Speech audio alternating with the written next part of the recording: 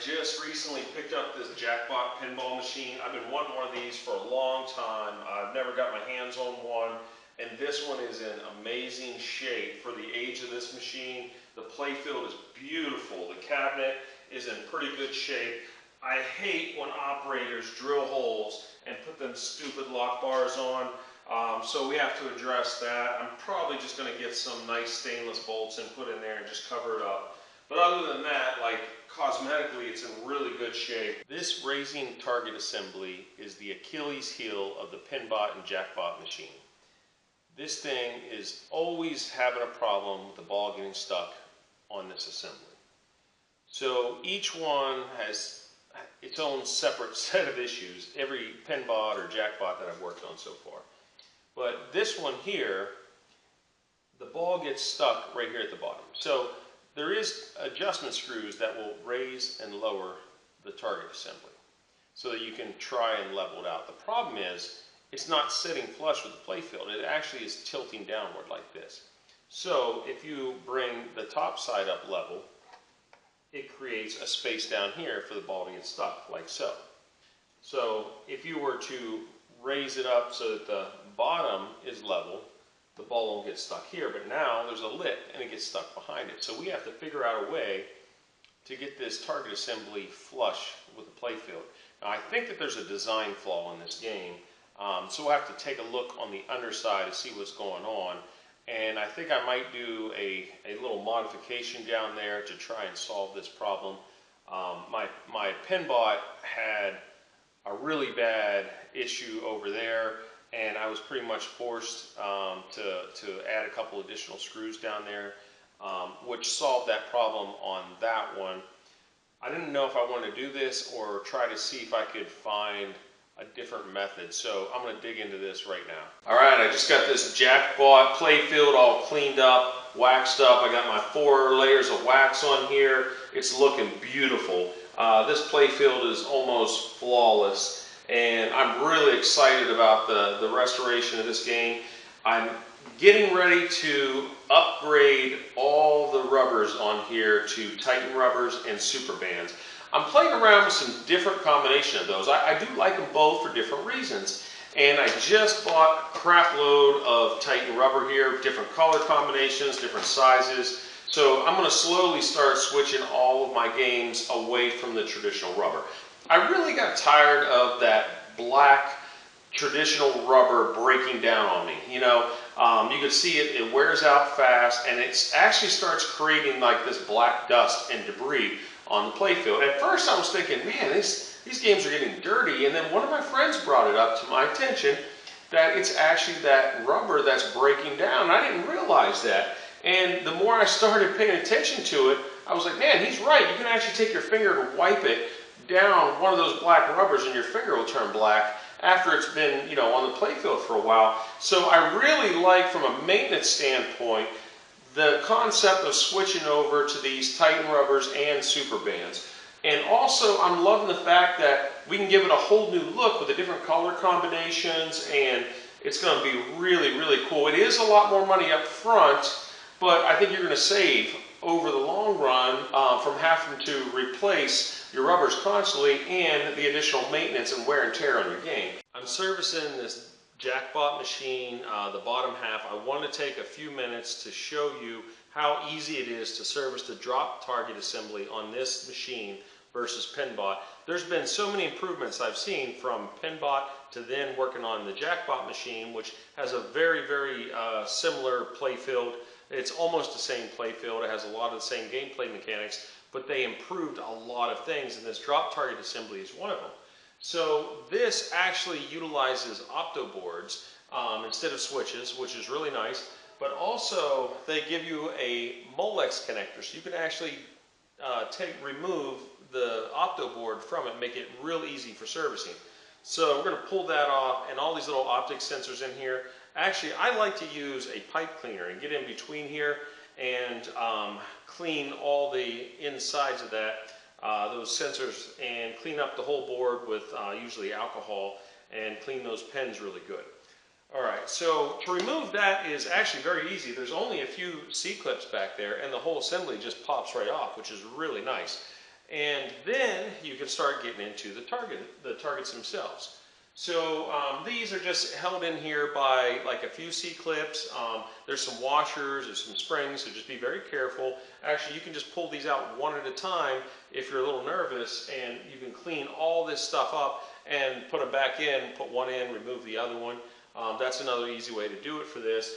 And then when you're all done with these, then you can take the back side, pop the coil out, clean the coil, the plunger, put a new coil sleeve in there, and pretty much service the whole mech while it's right here. So it's a really nice assembly to work with. So then you got these drop targets, and it actually has this tan, sticky, gummy hardened grease on it. And that's, I don't know, they use this, I think from the factory back in the day, because I'm always seeing it on these older pinball machines, and it's terrible. It hardens, it's really bad. So you got to get in here with some alcohol, sometimes a magic eraser, and really hit that hard to remove all that old grease. A lot of people like to run these bone dry. You don't really need grease on here.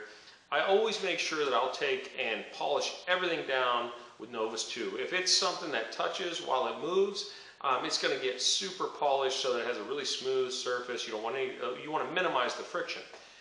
Sometimes if you do want to lubricate it, use like a synthetic lube. I like Super Lube, it's a great product, and it does not harden and gum up like these will. But if you do use it, you got to use an ultra thin layer, and make sure that you don't put too much on. The bad thing about any type of grease is it attracts dirt. So dirt will get in there, it'll mix in with the grease, and then what do you have? You have a dirty, grease mixture in there, which is why a lot of people like to run these bone dry. I've done it both ways, and I haven't really had much of an issue with the Super Lube. Like I'll put it on there just real thin, and then I'll take the dry end of a Q-tip and wipe it off. So it's like a super thin layer when I use it. I've actually been lately just polishing them and using a different technique, is I'll take some wax and I'll put a thin layer of wax on and really buff that out. So at least that's some layer of a protective surface there with the wax, but the wax doesn't really draw in the dirt and attract the dirt like the lubricant would. So that's just a little tip on how I do these, and it'll make this game and this drop target assembly play so much better. I wanted to show you the difference between the one that I had serviced and the other one that I haven't got to yet. So this bottom one here I haven't messed with, but I cleaned the top one and polished it up and everything, and you can hear the difference. So this bottom one here, listen.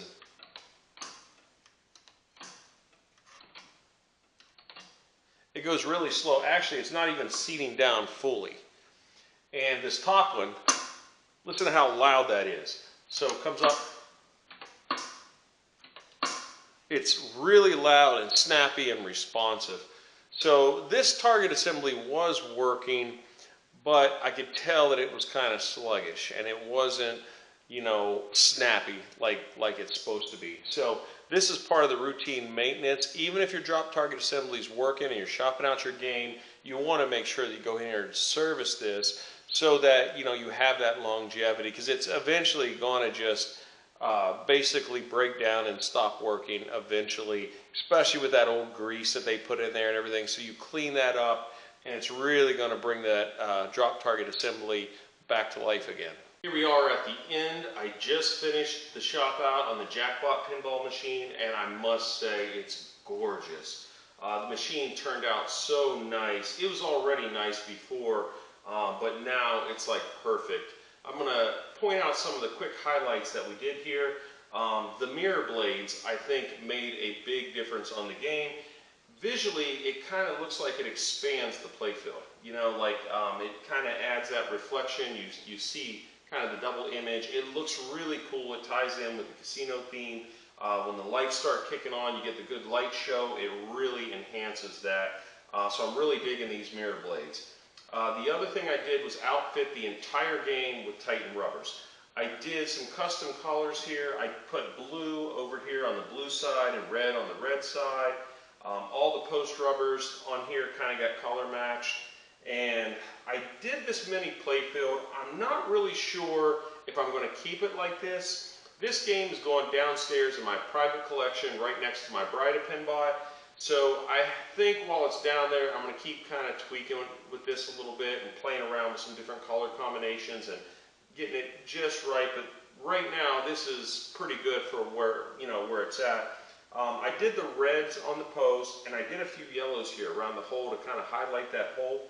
But after I put those yellows on there, I'm really liking the yellows. Like, I think that this could look awesome outfitted with all the yellows, because the bride here actually has a lot of yellow in the artwork. And I think that yellow could really pop and enhance it. Or I might go with the black super bands like I did on my Pinball. So the black super bands, I don't know, I just like the way the ball bounced around in there, and I feel like it kind of played better on the Plinko effect here with the super bands versus these rubbers. So I might play around with those as well. But yeah, that's just going to be a work in progress, and that's just some fine little details.